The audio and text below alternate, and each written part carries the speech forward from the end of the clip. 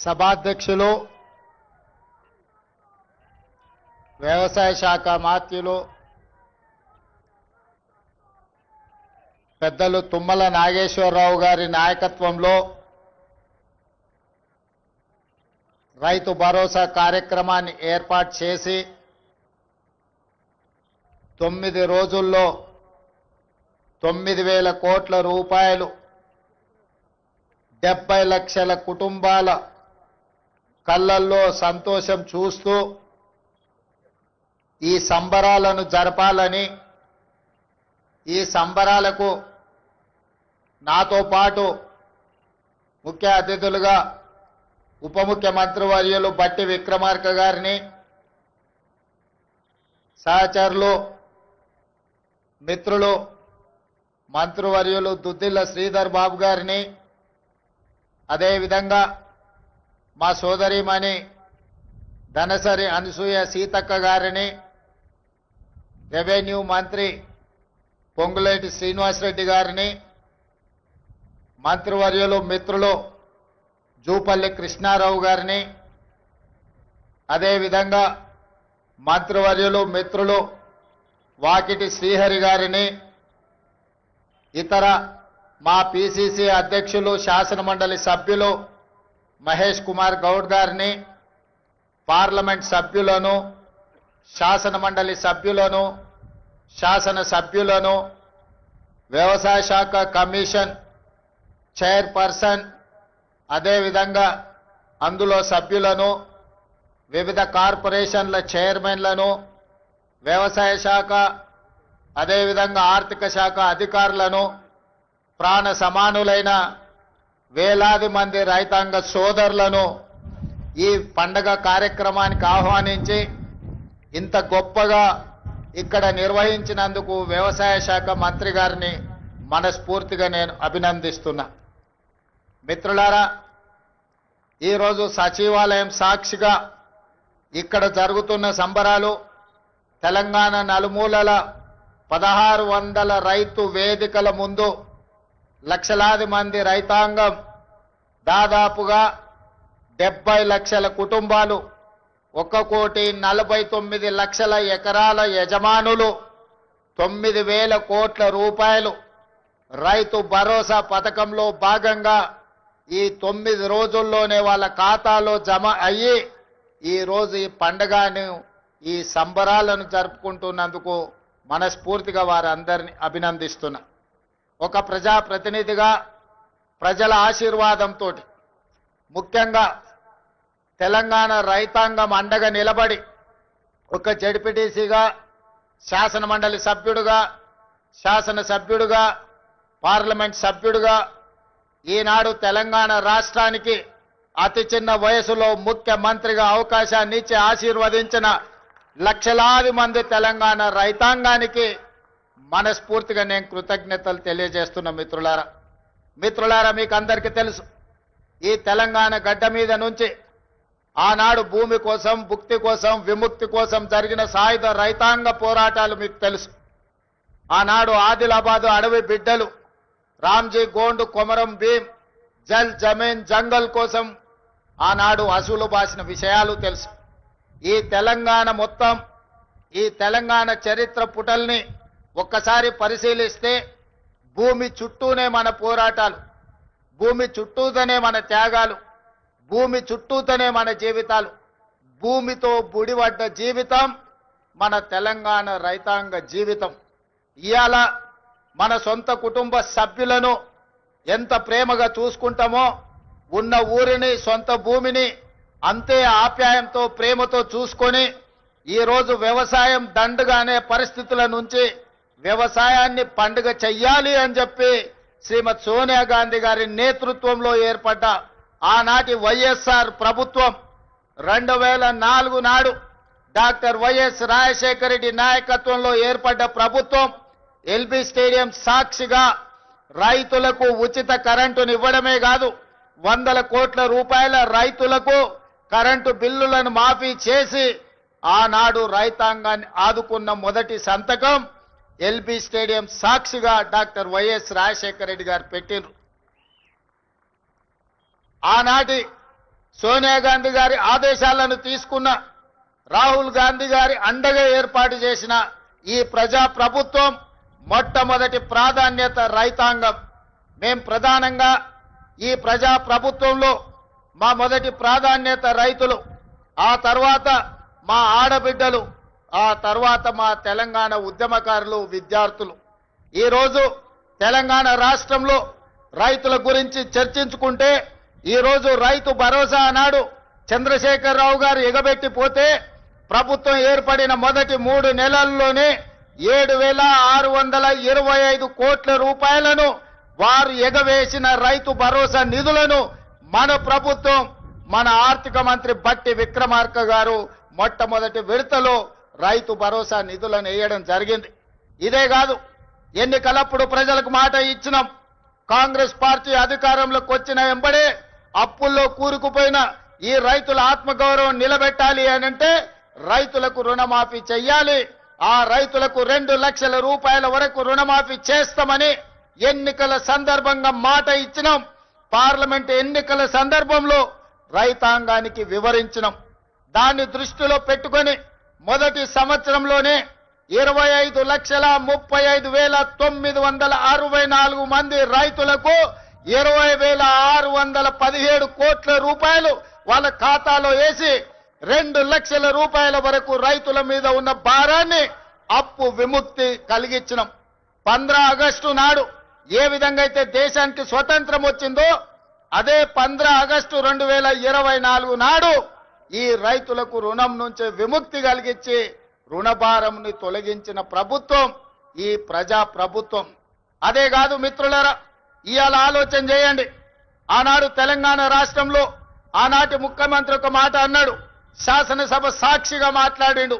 మీరు ఒరేసుకుంటే ఉరి వేసుకున్నట్టే ఈ ప్రభుత్వం వ్యాపారం చేయదు, రైతులు పండించిన వడ్లను మేము కొనము, ఇది మా బాధ్యత కాదు అని ఆనాటి ముఖ్యమంత్రి చెప్పిండు.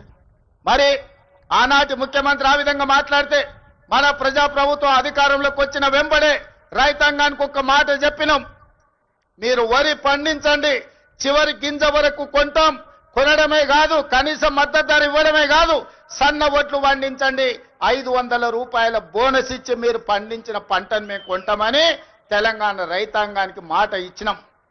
మా మాట నమ్మి, మా మీద విశ్వాసం ఉంచి, మా మీద పూర్తి నమ్మకంతో పోయిన సంవత్సరం ఈ దేశంలోనే వరి పండించడంలో మొట్టమొదటి స్థానాన్ని తెలంగాణ రాష్ట్రం సాధించింది. 2,80,00,000 మెట్రిక్ టన్నుల వడ్లను ఉత్పత్తి చేసి దేశంలోనే మొదటి స్థానంలో నిలబడ్డ తెలంగాణ రాష్ట్రం సన్న వడ్లకు 500 రూపాయల బోనస్ ఇవ్వడమే కాదు, మీరు పండించిన పంట వడ్లకు 48 గంటల్లోనే మీ ఖాతాలో నగదు బదిలీ చేసినాం.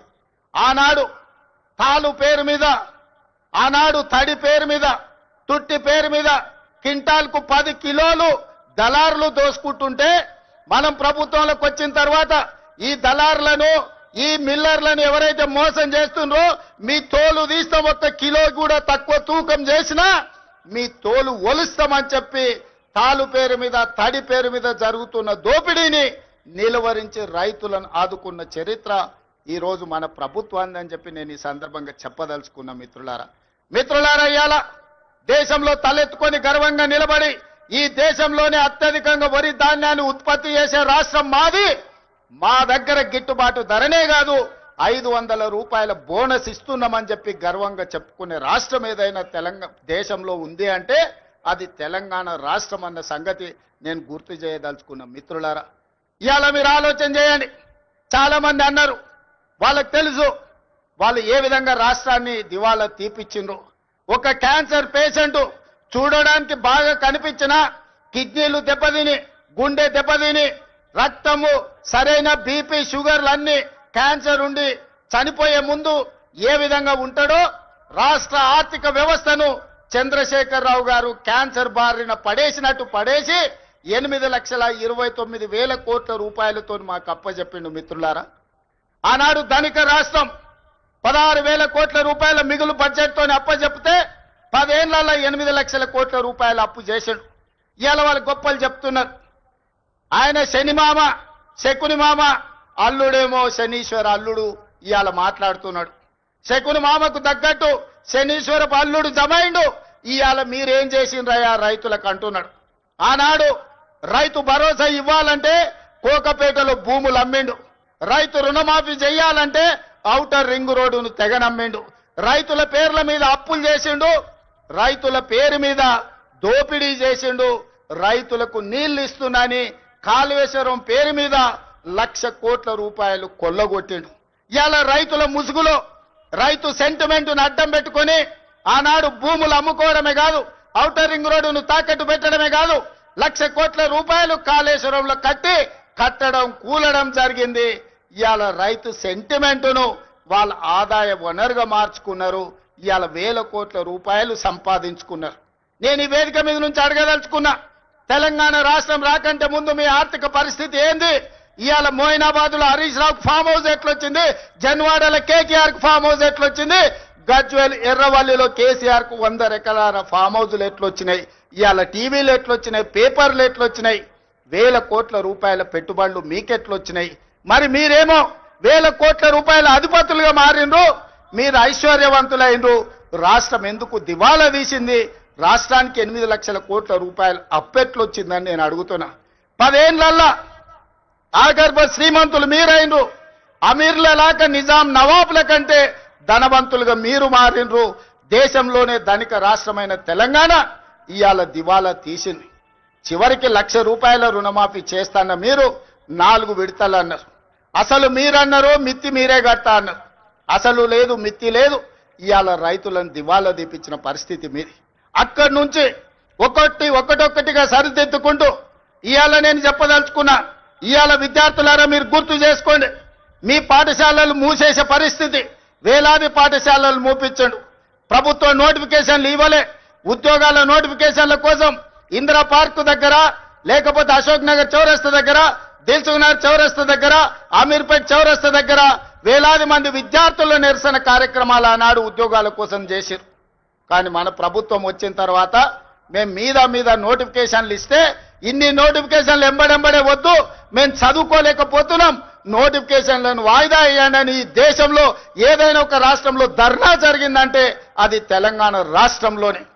10 ఏళ్లు వాళ్ళు చేయలేని పని మొదటి సంవత్సరంలోనే 60,000 ప్రభుత్వ ఉద్యోగ నియామకాలు చేపట్టి, ఒకవేళ లెక్క తప్పంటారని ఎల్బీ స్టేడియంలో ఎక్కడైతే మేము బాధ్యత చేపట్టినామో ప్రతి నిరుద్యోగ యువకుని వాళ్ళ తల్లిదండ్రులతో అక్కడికి పిలిపించి వాళ్ళకి నియామక పత్రాలు అందించి తలలు లెక్కబెట్టి 60,000 మంది నిరుద్యోగ యువకులకు ఈ దేశంలో ఒక్క సంవత్సరంలో ఉద్యోగాలు ఇచ్చిన ప్రభుత్వం ప్రజా ప్రభుత్వం, మన ప్రభుత్వం.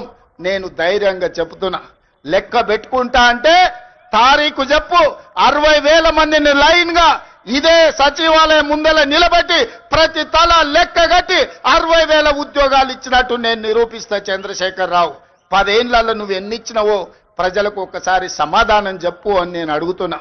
అదేవిధంగా ఇవాళ రైతులకు సంబంధించి రైతు రుణమాఫీ కావచ్చు, రైతు భరోసా కావచ్చు, రైతు గిట్టుబాటు ధర కావచ్చు, రైతులకు 500 రూపాయల బోనస్ కావచ్చు, రైతులకు ఉచిత కరెంటు కావచ్చు, రైతులకు స్ప్రింక్లర్స్ కావచ్చు, రైతులకు డ్రిప్ కావచ్చు, గిరిజన రైతాంగానికి సోలార్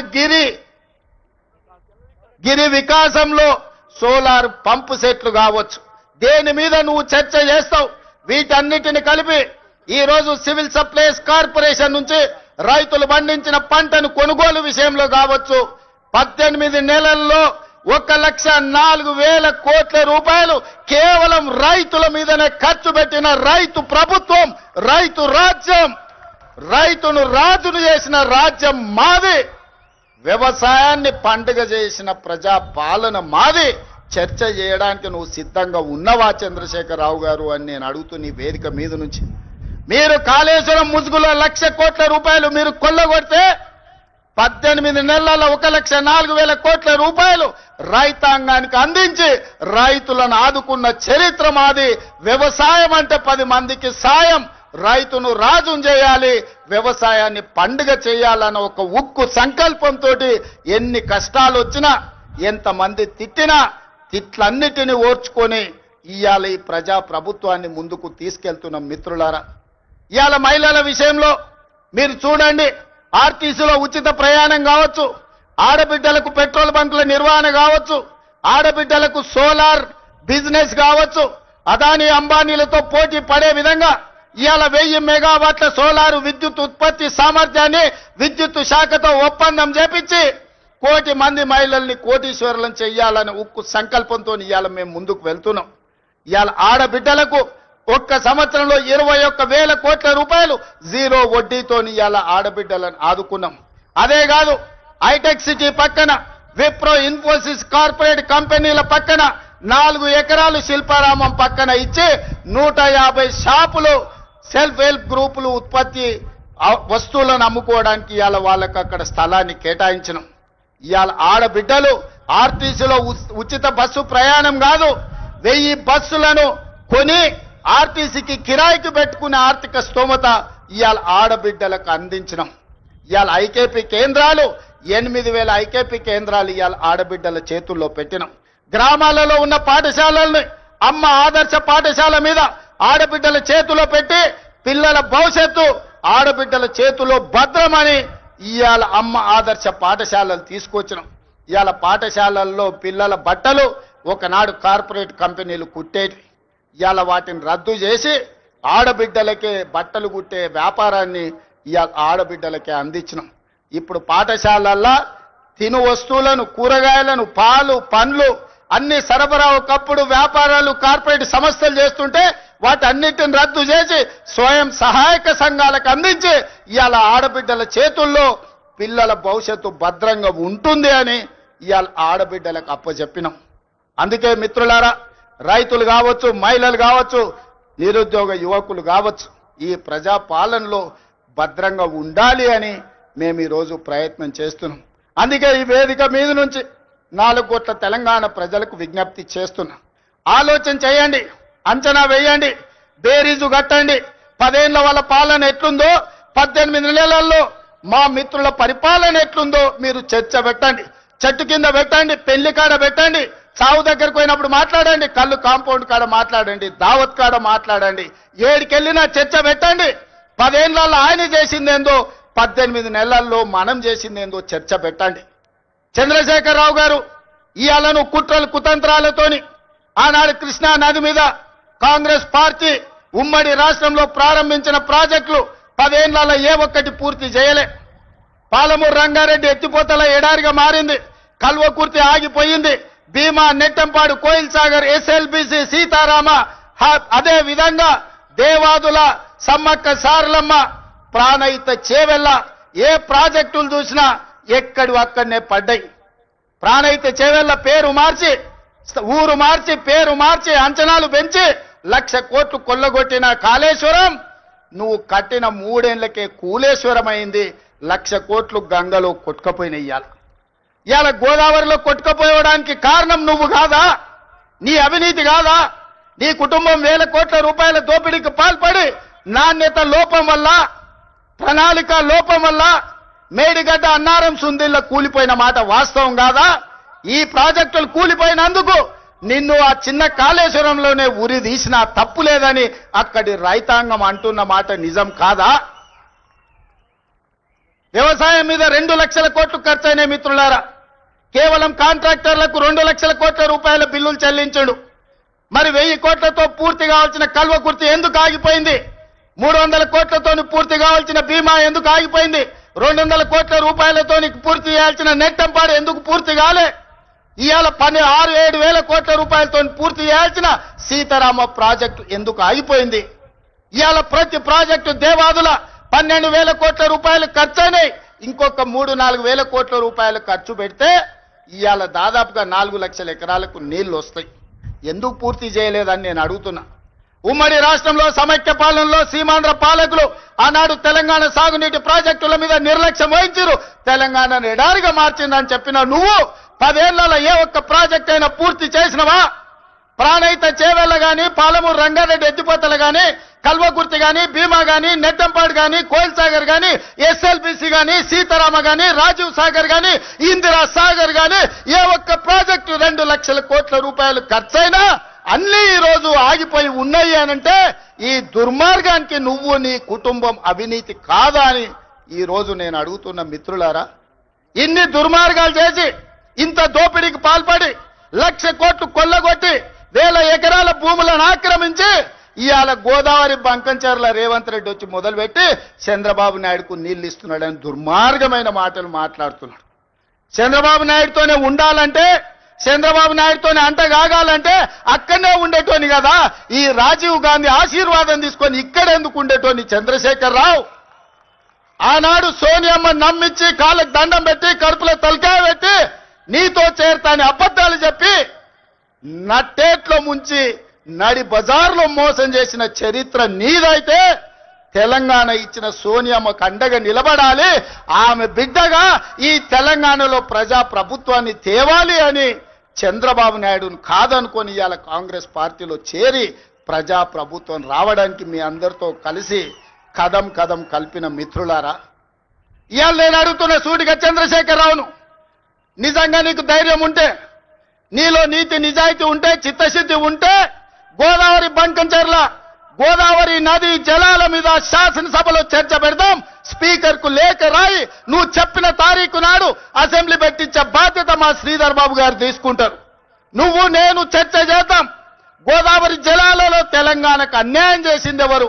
ప్రాణహిత చేవళ్లను తరలించే 1,00,000 కోట్లు దోసుకున్నది ఎవడు? ఇవాళ గోదావరి బంకంచెర్లలో 3,000 టీఎంసీ సముద్రంలో కోతున్నాయి. రాయలసీమకు తరలించమని చెప్పింది నువ్వు కాదా? 2016లో మొత్తం వివరాలతో నేను వస్తా. నువ్వు సిద్ధంగా ఉన్నవా? నువ్వు చెప్పినాకనే కదా ఉమాభారతి గారి ఆదేశాల మేరకు చంద్రబాబు నాయుడు గారు 2016లో ఆనాడు జీవో ఇచ్చిండు.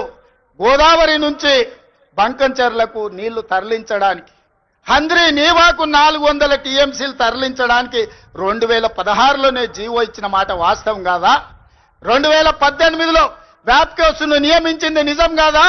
వ్యాప్కోస్ సంస్థ 400 టీఎంసీలు గోదావరి జలాలను హంద్రీ నీవాకు బంకంచెర్ల ద్వారా తరలించడానికి ప్రాజెక్టు రిపోర్ట్ ఇచ్చిన మాట వాస్తవం కాదా?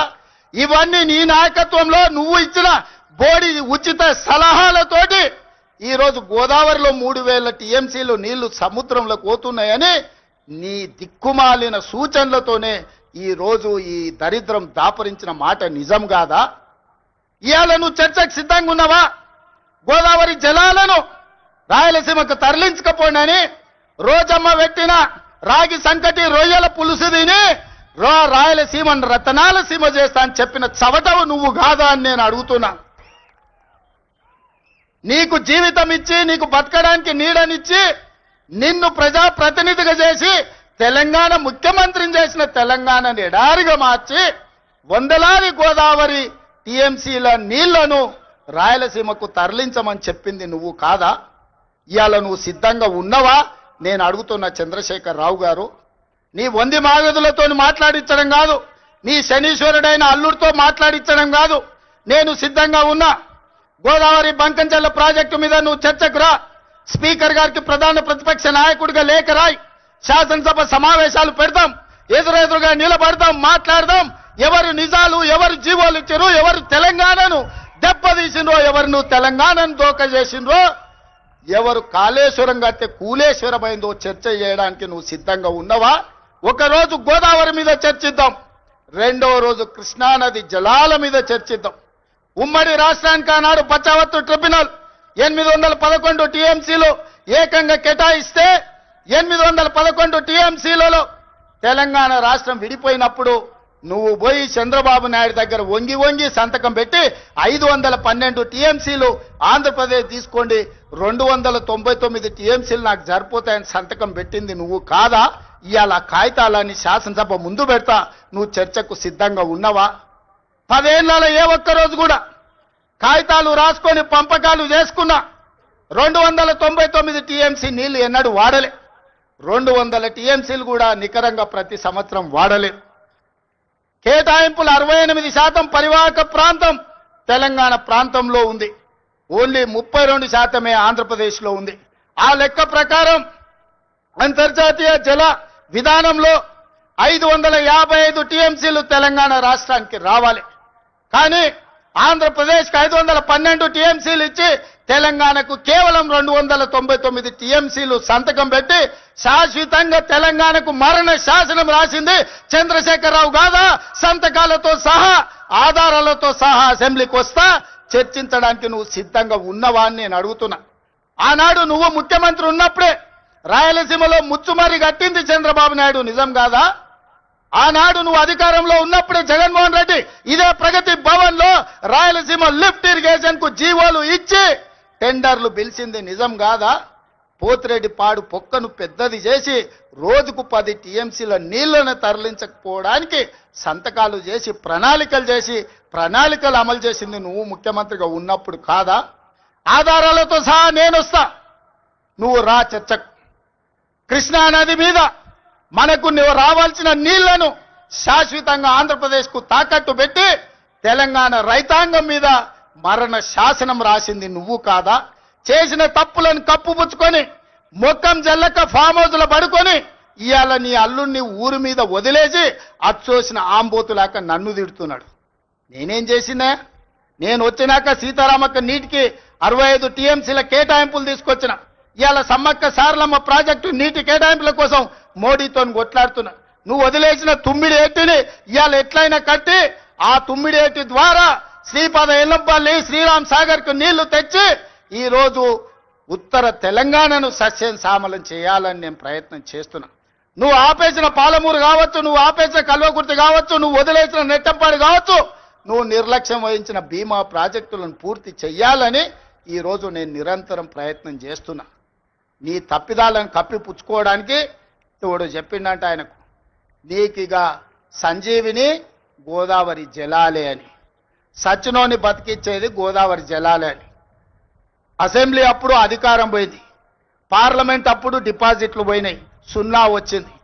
శాసన మండలికి వచ్చేవరకల్లా పోటీ చేయడానికి అభ్యర్థులు దొరకలేదు. తెలంగాణలో పార్టీ చచ్చిపోయింది, సచ్చిన పాము. ఆ సచ్చిన పాము ఈరోజు గోదావరి జలాల సెంటిమెంటుతోని ఇవాళ మంటలు పెట్టి తెలంగాణలో పార్టీ మళ్ళీ బతుకుతుందట. ముందుగాల చూసిరానికి అల్లుని పంపించినట్టు ఎట్లున్నదో చూసిరాపో నేను మళ్ళీ వస్తా అని. ఎట్లకెళ్ళి వస్తావు? తెలంగాణ రైతాంగం అంతా ఎడ్డోళ్ళు అనుకుంటున్నావా, గుడ్డోళ్ళు అనుకుంటున్నావా చంద్రశేఖరరావు? అందుకే ఇవాళ తెలంగాణ రైతాంగం పక్షాన నేను ఈరోజు ఆనాటి ముఖ్యమంత్రికి ఈరోజు నేను సవాలు విసురుతున్నా. మీరు స్పీకర్ గారికి లేఖ రాయండి, శాసనసభ సమావేశాలను ఏర్పాటు చేద్దాం. గోదావరి జలాల మీద ఒకరోజు, కృష్ణానది జలాల మీద ఒకరోజు చర్చ పెడదాం. గోదావరి జలాలను తరలించకపోమన్నది ఎవరు? రాయలసీమను రతనాల సీమ చేస్తానది ఎవరు? ఈ రోజు సంపూర్ణంగా చర్చలు చేద్దాం. నేను తప్పు చేసినట్టు ఒక్క కాగితం చూపించినా, నేను మా ఉత్తమ్ కుమార్ రెడ్డి గారు ఆంధ్రప్రదేశ్ ప్రణాళికలు రచించినప్పుడే కేంద్ర ప్రభుత్వానికి ఫిర్యాదు చేసినాం, కేంద్ర ప్రభుత్వానికి చెప్పొచ్చినాం గట్టిగా. మీరు వాళ్ళకు సహకరిస్తే సుప్రీంకోర్టులో కలుసుకుందాం, మీ సంగతి వాళ్ళ సంగతి అక్కడ తేలుస్తామని చెప్పొచ్చింది మేము. మా చిత్తశుద్ధిని నువ్వా ప్రశ్నించేది? 10 ఏళ్ళు ఈ రాష్ట్రాన్ని దోసుకొని తెలంగాణను ఎడారిగా మార్చి ప్రాజెక్టులన్నిటిని పడావు పెట్టి ఈ రోజు నువ్వు ఫామ్ హౌస్లో పడుకున్న నువ్వు ఈ ప్రజా ప్రభుత్వాన్ని నిందిస్తావా? అందుకే మిత్రులారా, మళ్ళొక్కసారి చెప్తున్నా మీడియా మిత్రుల ద్వారా చంద్రశేఖరరావు గారికి నేను సూటిగా సవాలు విసురుతున్నా. గోదావరి బంకంచెర్ల మీద పూర్తి స్థాయిలో చర్చ చేద్దాం. మీరు స్పీకర్ గారికి లేఖ రాయండి. మీరు ఏ తారీఖు నాడు పెడితే ఆ తారీఖు నాడు మా ప్రజా ప్రభుత్వం చర్చలకు సిద్ధంగా ఉంది. ఆధారాలన్నీ నేను తీసుకొని వస్తా. తెలంగాణ ద్రోహులెవరో, గోదావరి జలాల దొంగలెవరో శాసనసభలోనే తేలుస్తాం. నీకు నీ అల్లునికి చిత్తశుద్ధి ఉంటే చర్చకు తీసుకొని రా, అప్పుడు మాట్లాడదాం తప్ప అబద్ధాల ప్రచారంతో ప్రజల్ని మభ్యపెడతామంటే ఈడెవడు ఊరుకునేవాడు లేడు. అప్పుడంటే పెద్ద మనిషి జానారెడ్డి గారు నీతో ఎందుకులే అనుకున్నాడు. ఇప్పుడు అట్లాంటి పరిస్థితి ఏం లేదు. రా, వస్తే చెప్తా శాసనసభలో నీ సంగతి. అందుకే మిత్రులారా, ఇవాళ నేను ఒక్కటే మాట చెప్పదలుచుకున్నా. వ్యవసాయం దండగ కాదు, వ్యవసాయం పండుగ. రైతు రాజును చేయడమే మా లక్ష్యం. ఈ రైతుల కోసం ఎంత దాకైనా ఎవరితోనైనా కొట్లాడతాం. ఈ తెలంగాణ రైతాంగానికి వ్యవసాయాన్ని లాభసాటిగా చేసే వరకు మా ప్రభుత్వం అండగా నిలబడుతుంది. ఈ రైతాంగ ఆశీర్వాదం ఉన్నోడే రాజైతాడు. ఈ రైతులు తిరస్కరించినోడు ఎవడైనా రావణుడైతాడు. అందుకే రావణాసురుడు అయిపోయి ఫామ్ హౌస్ లో నిద్రపోతున్నాడు. ఇవాళ రైతును రాజు చేసే ప్రభుత్వం ఈ వేదిక మీద ఉన్నది. ఇంత మంచి కార్యక్రమాన్ని ఏర్పాటు చేసి తెలంగాణ రైతాంగంతో మాట్లాడడానికి అవకాశం కల్పించిన వ్యవసాయ శాఖ, ఆర్థిక శాఖకు మనస్ఫూర్తిగా కృతజ్ఞతలు తెలియజేస్తూ, నెక్స్ట్ ఈ అసైన్మెంట్ కంప్లీట్ అయింది. బట్టి గారు ఏదో విరామం తీసుకుందాం అనుకుంటున్నట్టున్నాడు. బట్టి గారికి విరామం లేదు. రాజీవ్ యువ వికాసం వారు ప్రకటించారు. రాబోయే రోజుల్లో రాజీవ్ యువ వికాసమే మన ఛాలెంజ్. నెక్స్ట్ రాజీవ్ యువ వికాసాన్ని ముందుకు నడిపించి యువకులను ఆదుకునే ప్రణాళికలు సిద్ధం చేసుకొని మీ ముందుకు వస్తాం. మీ ఆశీర్వాదం పొందుతాం. ఇంతకు ముందే నేను గాంధీ భవన్లో ఒక మాట చెప్పిన. 94 నుంచి 2004 2 సార్లు టీడీపీ అధికారంలో ఉంది. 2004 నుంచి 2014 వరకు కాంగ్రెస్ పార్టీ 2 సార్లు అధికారంలో ఉంది. 2004 నుంచి 2023 వరకు 2 సార్లు టీఆర్ఎస్ అధికారంలో ఉంది. 2023 నుంచి 2033 వరకు 2 సార్లు మనమే అధికారంలో ఉంటాం. ఈ 10 ఏళ్లు వ్యవసాయాన్ని పండుగ చేస్తాం. మీరు అండగా ఉండాలి, ఆశీర్వదించాలి.